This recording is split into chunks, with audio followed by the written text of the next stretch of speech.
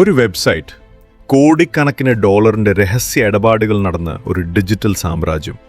ലോകത്തെ ഏറ്റവും ശക്തമായ അന്വേഷണ ഏജൻസികൾ പോലും വർഷങ്ങളോളം കണ്ടെത്താൻ പാടുപെട്ട ഒരു അദൃശ്യ വിപണി.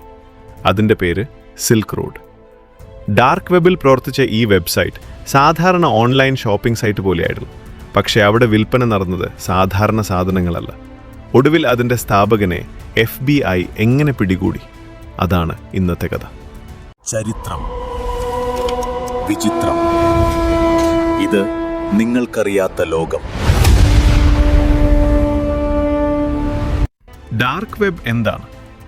നമ്മൾ ദിവസവും ഉപയോഗിക്കുന്ന ഗൂഗിൾ, യൂട്യൂബ്, ഫേസ്ബുക്ക് പോലുള്ള വെബ്സൈറ്റുകൾ സർഫസ് വെബ് എന്നറിയപ്പെടുന്ന ഇൻ്റർനെറ്റിൻ്റെ ചെറിയൊരു ഭാഗം മാത്രമാണ്.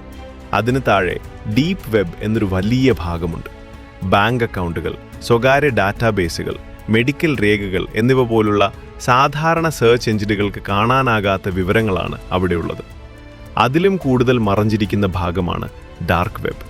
പ്രത്യേക സ്വകാര്യതാ സോഫ്റ്റ്വെയറുകൾ ഉപയോഗിച്ചാണ് ഈ ഭാഗം ആക്സസ് ചെയ്യുന്നത്. സ്വകാര്യത സംരക്ഷിക്കുക എന്നത് ഇതിൻ്റെ ഒരു പ്രധാന ലക്ഷ്യമായിരുന്നുവെങ്കിലും നിയമവിരുദ്ധ വിപണികൾക്കും അനധികൃത ഇടപാടുകൾക്കും ഇത് കുപ്രസിദ്ധമായി മാറി.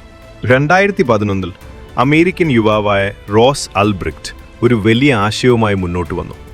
സർക്കാരിൻ്റെ നിയന്ത്രണങ്ങളില്ലാതെ ആളുകൾക്ക് പരസ്പരം സ്വതന്ത്രമായി ഓൺലൈൻ വ്യാപാരം നടത്താൻ കഴിയുന്ന ഒരു വിപണി സൃഷ്ടിക്കണമെന്നായിരുന്നു അദ്ദേഹത്തിൻ്റെ ലക്ഷ്യം. അങ്ങനെ ജനിച്ചു സിൽക്ക് റോഡ്.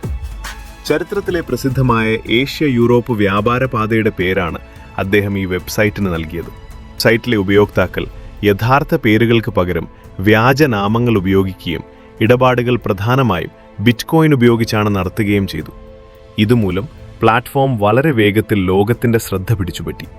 എന്നാൽ അധികം വൈകാതെ ഈ രഹസ്യ വിപണി അമേരിക്കൻ ഫെഡറൽ അന്വേഷണ ഏജൻസികളുടെ ഏറ്റവും വലിയ ലക്ഷ്യമായി മാറി.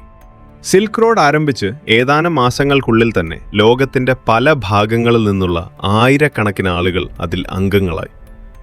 വെബ്സൈറ്റിൽ ഉപഭോക്താക്കൾക്കും വിൽപ്പനക്കാർക്കും റേറ്റിംഗും റിവ്യൂ സംവിധാനവും ഉണ്ടായിരുന്നു.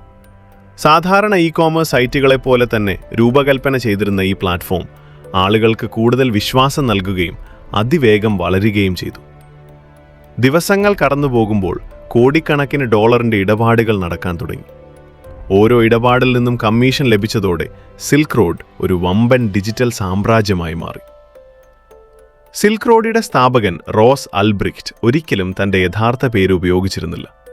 അദ്ദേഹം ഡ്രെഡ് പൈററ്റ് റോബർട്സ് എന്ന അപരനാമത്തിലൂടെയാണ് വെബ്സൈറ്റ് നിയന്ത്രിച്ചത്. ഉപയോക്താക്കളുമായി ആശയവിനിമയം നടത്തുകയും നിയമങ്ങൾ രൂപപ്പെടുത്തുകയും സൈറ്റിൻ്റെ പ്രവർത്തനങ്ങൾ നിയന്ത്രിക്കുകയും ചെയ്തത് ഈ പേരിലൂടെയായിരുന്നു. ഈ പേരിന് പിന്നിൽ ആരാണെന്ന് ലോകമെമ്പാടുമുള്ള അന്വേഷണ ഏജൻസികൾക്ക് അറിയില്ലായിരുന്നു. അത് വലിയൊരു രഹസ്യമായി തുടർന്നു.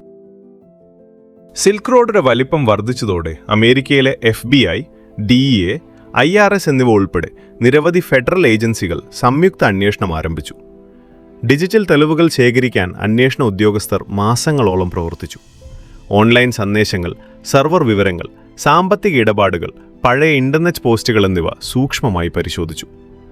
ഒരു ചെറിയ ഡിജിറ്റൽ സൂചനയിൽ നിന്ന് ആരംഭിച്ച അന്വേഷണം ക്രമേണ സിൽക്ക് റോഡിന്റെ യഥാർത്ഥ സ്ഥാപകനിലേക്ക് എത്തിത്തുടങ്ങി. അന്വേഷകർക്കൊടുവിൽ ഒരു സംശയം വ്യക്തമായി. ഡ്രെഡ് പൈററ്റ് റോബർട്സ് എന്ന രഹസ്യനാമത്തിന് പിന്നിൽ ഒരു യഥാർത്ഥ വ്യക്തിയുണ്ട്. ആ വ്യക്തിയെ കണ്ടെത്താൻ FBI രഹസ്യ നിരീക്ഷണം ശക്തമാക്കി. എന്നാൽ റോസ് അൽബ്രിക്റ്റ് അറിഞ്ഞിരുന്നില്ല. തൻ്റെ ഓരോ ഡിജിറ്റൽ ചുവടുകളും ഇപ്പോൾ അന്വേഷണ ഉദ്യോഗസ്ഥരുടെ ശ്രദ്ധയിൽ പെട്ടുകഴിഞ്ഞുവെന്ന്. 2013 ഒക്ടോബർ 1 അമേരിക്കയിലെ സാൻ ഫ്രാൻസിസ്കോയിലെ ഒരു പൊതുഗ്രന്ഥശാലയിൽ സാധാരണ പോലെ ലാപ്ടോപ്പിൽ ജോലി ചെയ്യുകയായിരുന്നു റോസ് അൽബ്രിക്റ്റ്. എന്നാൽ അദ്ദേഹത്തിന് അറിയില്ലായിരുന്നു FBI ഉദ്യോഗസ്ഥർ ഇതിനകം തന്നെ അദ്ദേഹത്തെ നിരീക്ഷിച്ചുകൊണ്ടിരിക്കുകയാണെന്ന്. അദ്ദേഹം ലാപ്ടോപ്പ് തുറന്ന് സിൽക്ക് റോഡ് അഡ്മിൻ അക്കൗണ്ടിൽ പ്രവർത്തിച്ചുകൊണ്ടിരിക്കുമ്പോൾ അന്വേഷണ സംഘം അതിവേഗം നീങ്ങി. ശ്രദ്ധ തിരിക്കാൻ 2 ഏജന്റുമാർ ചെറിയൊരു തർക്കം അഭിനയിച്ചു. റോസ് അതിലേക്ക് നോക്കിയ നിമിഷം മറ്റൊരു FBI ഉദ്യോഗസ്ഥൻ അദ്ദേഹത്തിൻ്റെ ലാപ്ടോപ്പ് തുറന്ന നിലയിൽ തന്നെ പിടിച്ചെടുത്തു. അതാണ് അന്വേഷണത്തിലെ ഏറ്റവും നിർണായക തെളിവായി മാറിയത്. തുടർന്നുള്ള അന്വേഷണത്തിൽ സിൽക്ക് റോഡിൻ്റെ സെർവറുകൾ, സാമ്പത്തിക രേഖകൾ, ഡിജിറ്റൽ തെളിവുകൾ എന്നിവ കോടതിയിൽ ഹാജരാക്കി. 2015 റോസ് അൽബ്രിക്റ്റ് നിരവധി കുറ്റങ്ങളിൽ കുറ്റക്കാരനാണെന്ന് കോടതി കണ്ടെത്തി. അദ്ദേഹത്തിന് പരോളില്ലാത്ത ഇരട്ട ജീവപര്യന്തം തടവും കൂടാതെ അധിക വർഷങ്ങളുള്ള തടവ് ശിക്ഷയും വിധിക്കപ്പെട്ടു. ഈ വിധി ലോകമെമ്പാടും വലിയ ചർച്ചകൾക്ക് വഴിവെച്ചു. ചിലർ ശിക്ഷ വളരെ കഠിനമാണെന്ന് അഭിപ്രായപ്പെട്ടപ്പോൾ മറ്റു ചിലർ അത് സൈബർ കുറ്റകൃത്യങ്ങൾക്കെതിരായ ശക്തമായ മുന്നറിയിപ്പാണെന്ന് വിലയിരുത്തി. റോസ് അറസ്റ്റിലായതോടെ സിൽക്ക് റോഡ് അടച്ചുപൂട്ടി. എന്നാൽ അതോടെ കഥ അവസാനിച്ചില്ല. പിന്നീട് സിൽക്ക് റോഡ് 2.0 ഉൾപ്പെടെ സമാന പ്ലാറ്റ്ഫോമുകൾ വീണ്ടും പ്രത്യക്ഷപ്പെട്ടെങ്കിലും നിയമപാലന ഏജൻസികൾ അവയെയും ഒന്നൊന്നായി അടച്ചുപൂട്ടി. സിൽക്ക് റോഡ് കേസ് ലോകത്തെ പഠിപ്പിച്ച ഏറ്റവും വലിയ പാഠം ഇതായിരുന്നു. ഡിജിറ്റൽ ലോകം എത്ര അദൃശ്യമാണെന്ന് തോന്നിയാലും ഒരു ഡിജിറ്റൽ അടയാളം പോലും ഒരിക്കൽ സത്യത്തിലേക്ക് നയിച്ചേക്കാം. ഒരു കാലത്ത് ലോകത്തിലെ ഏറ്റവും രഹസ്യമായ ഓൺലൈൻ സാമ്രാജ്യം ഇന്ന് സൈബർ ചരിത്രത്തിലെ ഏറ്റവും പ്രശസ്തമായ കേസുകളിൽ ഒന്നായി മാറിയിരിക്കുന്നു.